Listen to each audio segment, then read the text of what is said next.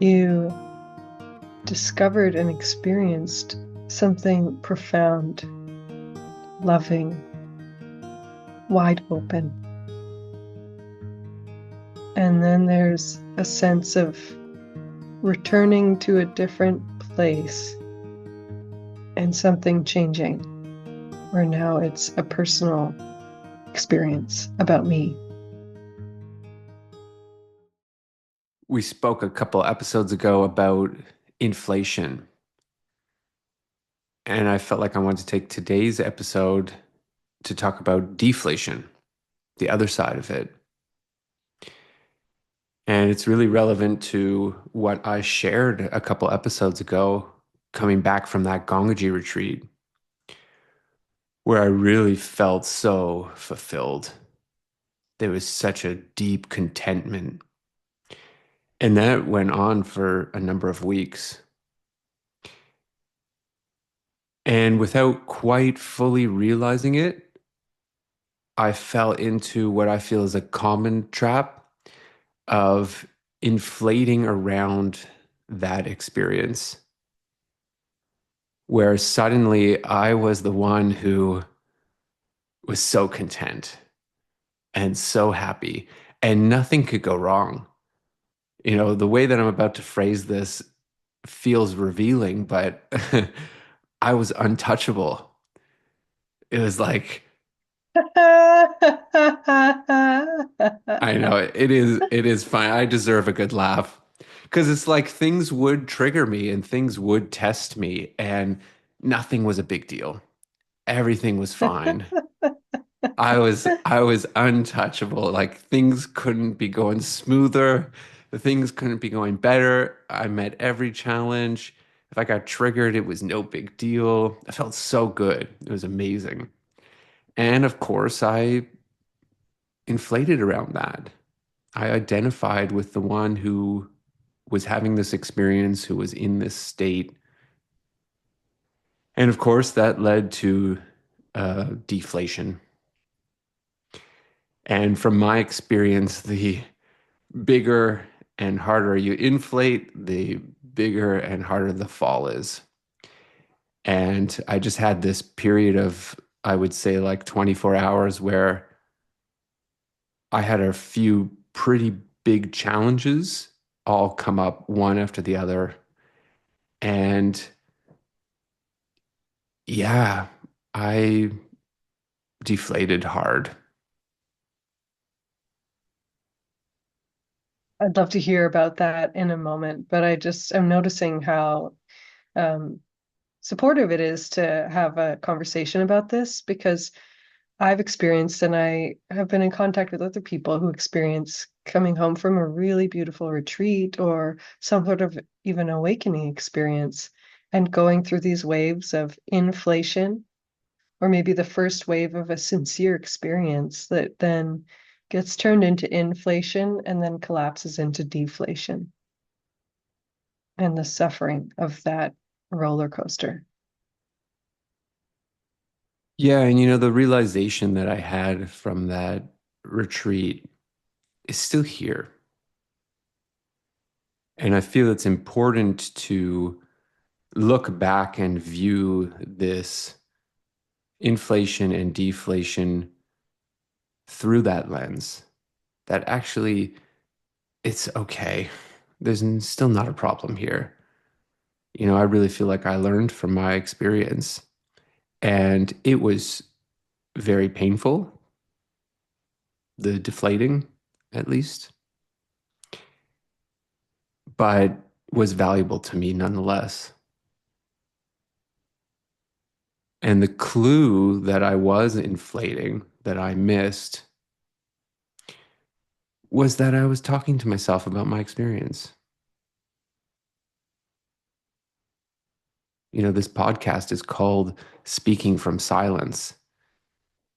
And sometimes we have these themes like inflation or deflation, whatever we bring to the specific episode. But really, it is all about silence. So, this one who was commenting on how great things were going, that's the clue. That's for me the movement away. We've talked about movement before. And that was the first step into this pattern that came out of a very real experience, a very deep insight, a beautiful state that I was in. I feel the relevance and importance of what you're exposing, that you discovered and experienced something profound, loving, wide open. And then there's a sense of returning to a different place and something changing, where now it's a personal experience about me. It's really just a clever egoic strategy. Ego coming in, trying to co op and own this experience, to have a sense of control. But then it's completely limited. So I really appreciate you saying wide open. Those words touched me because that's another clue into this pattern of inflation and then the deflation that followed. Suddenly it wasn't wide open, it became narrow. I also had a flavor when you were talking about your experience that there's maybe a sense of achievement, like I achieved something. And that could also be a projection because that's often how I experience inflation in this way. A sense of I got something. I have it now. Yeah, well, the internal dialogue disguised that in a way because it was like, how lucky am I? I didn't even do anything to achieve this. This wasn't of my doing. This was grace. But yes, underneath that, there's a me who got it, who's there, achieved it, done. So yes, to what you're saying. That's the thing about these egoic strategies. They can be tricky. Sneaky Sneaky little ego. and benign. There's nothing wrong with them. I very often hear people use language like, I'm gonna fight my ego off or get rid of it. And it's an egoic statement. That's a statement of ego as well.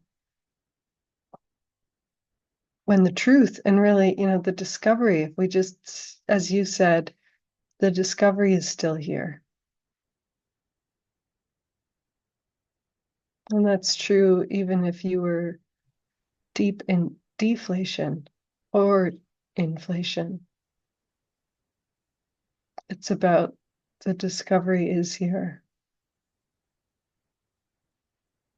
Yeah, because the discovery is about contentment, no problem, nothing needed. And that was true before the inflation, during the inflation, after the deflation. It just is true. So I don't expose this pattern to say that there's some kind of problem or something went wrong or this is bad.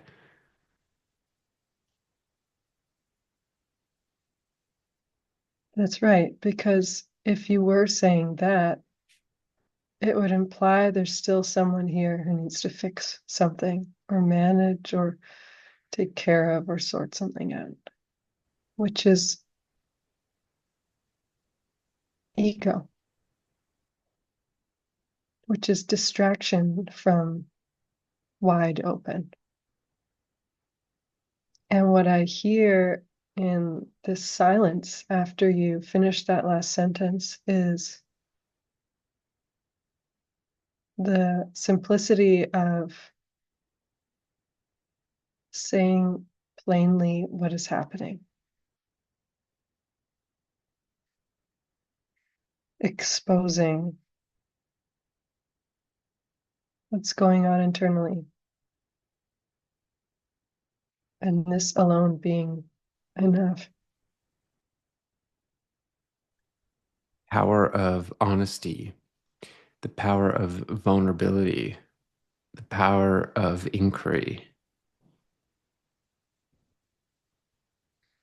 They're all just here as a support to recognize what is true and what is real.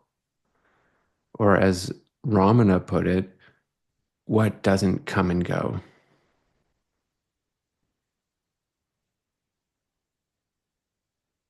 There's also something about just speaking out loud, for example, as you are doing, about how inflation was showing up and then deflation. It's like just to be able to be aware of that movement of ego. There's already a kind of detachment from it. There's already another possibility inherent in that seeing. By seeing the roller coaster of up and down and me and mine,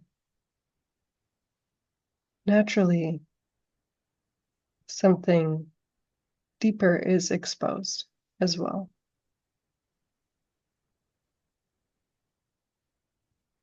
As you are pointing to this mysterious something that doesn't go up or down. Saramana says, doesn't come or go, doesn't change, does change, but doesn't come or go. It's like, what is holding everything? Where does it come from? Where does it go to?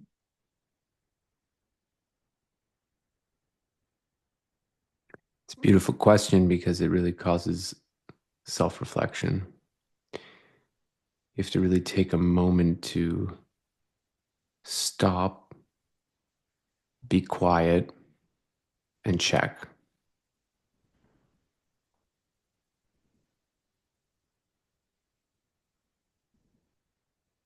What I find is love. I mean, I feel like I could use so many different words here, but the one that is coming up the strongest is love.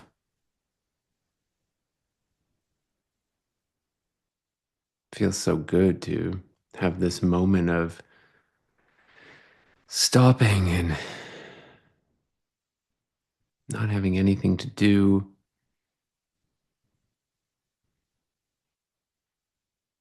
being in touch with silence. It's a real joy in that. It feels so loving. There's this intimacy.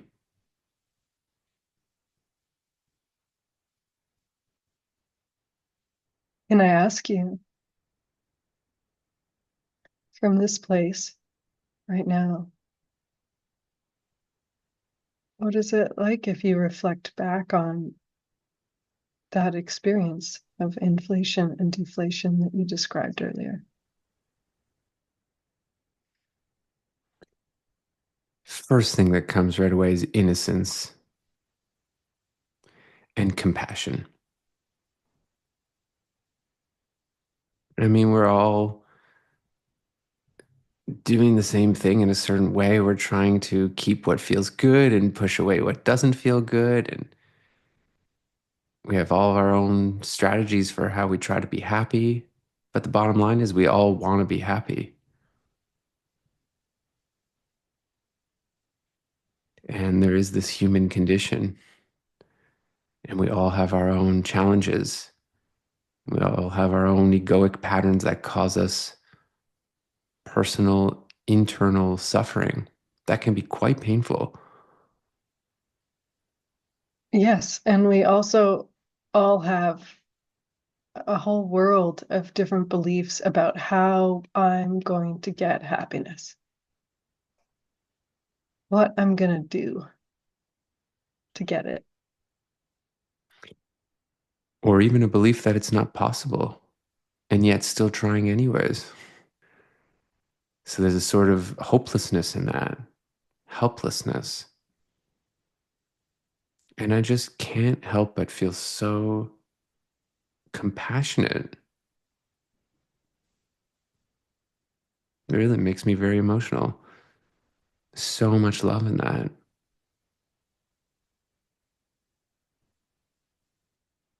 I really feel like I can find the innocence even in anything or anyone, even if it seems like their intentions are bad or malicious. Even still, there's some innocence in it.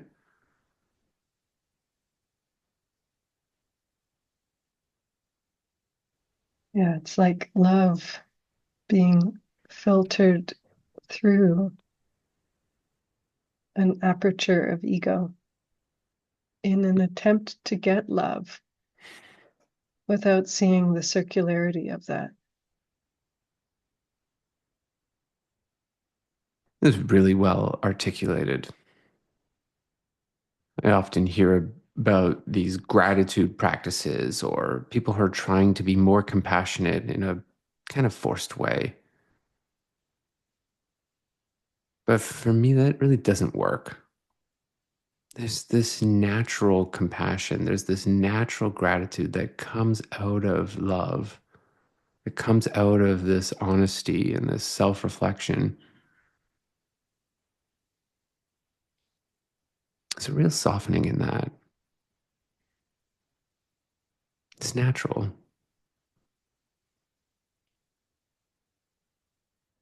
As Lisa says, love is your nature.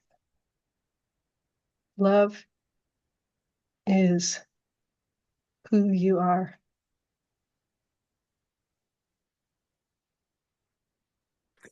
So I'm just here being myself, and it feels good. Eli often talks about how gratitude is a flavor of love. And so I have so much gratitude for this podcast, Speaking from Silence. Such a deep meaning for me. That's right, because again, it has this inherent surrender into being silent, which is so different from picking up that aperture of ego and trying to push something through it or filter something through it. So then maybe to invite our listeners to stop pushing for a moment,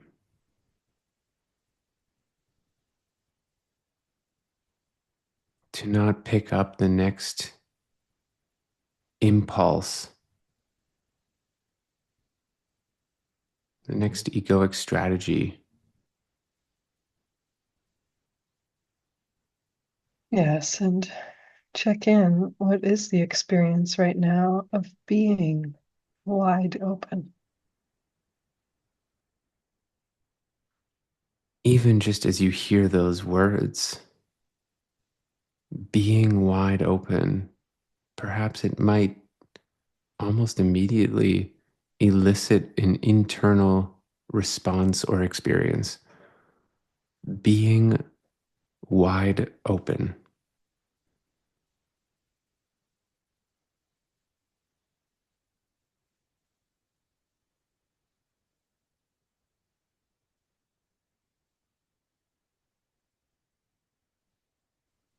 And even if it's something you know, What if you've never experienced this before?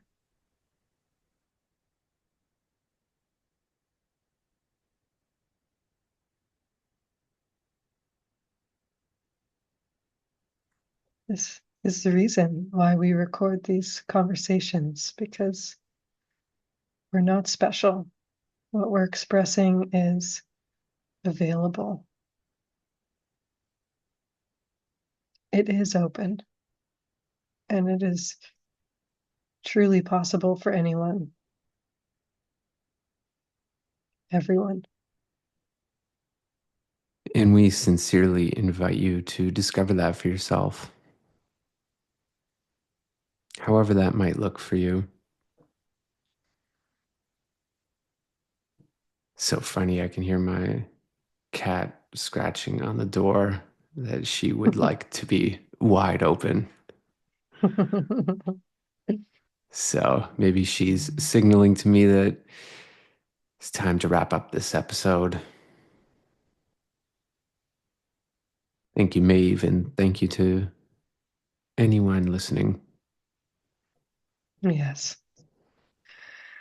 Yes. Thank you. See you next time.